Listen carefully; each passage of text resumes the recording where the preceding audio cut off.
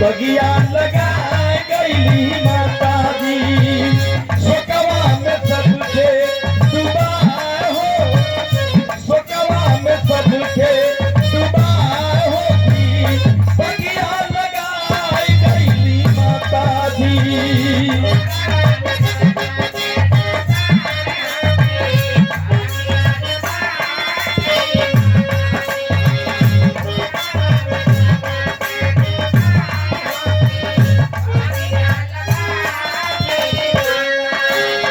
और गुरु जी के सुपुत्र हमारे भाई हैं, ये देखे माई के बगिया के फुलवारी के फूल हो लोग, क्या कहना।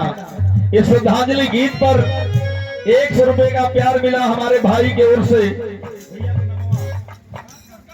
राम प्रकाश यादव भैया गुरु जी के लड़का हो और माई का नाती हो, आपके द्वारा बहुत बहुत शुभ आशीर्वाद, सकल पंच से बड़ा बात। पहला फूल माई के अचरा में इलन गुरु जी लालचंद यादव जी, दूसरा के आई मास्टर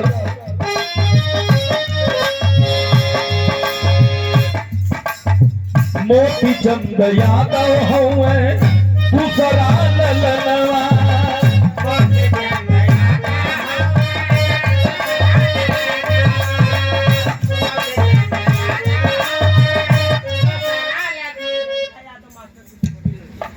और मास्टर साहब की छोटी बेटी प्रियंका।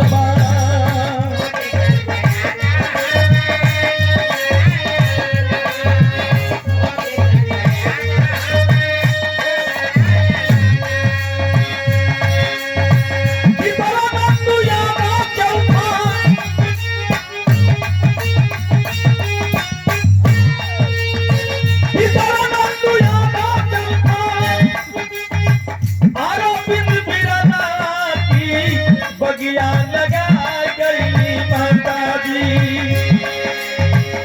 बगिया लगा गई माता जी, ममता कन्हैया लुटा होगी, बगिया लगा गई माता जी।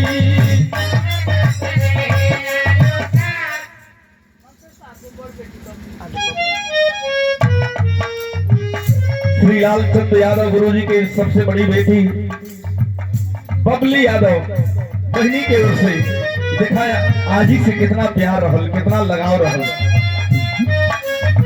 आज सब लोग दुअरवा लौकता, लेकिन माई आयाजी ना लौकत है। स्वर्ग से आज देखा भाई हम कि हमारे दरवाजे पर के आइल बा, बारे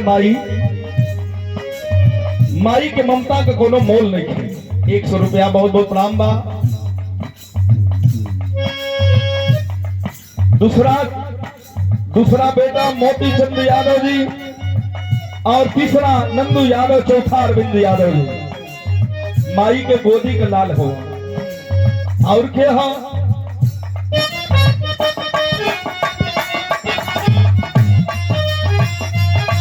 भाई, देखा 4 बेटा 5 बेटी, 12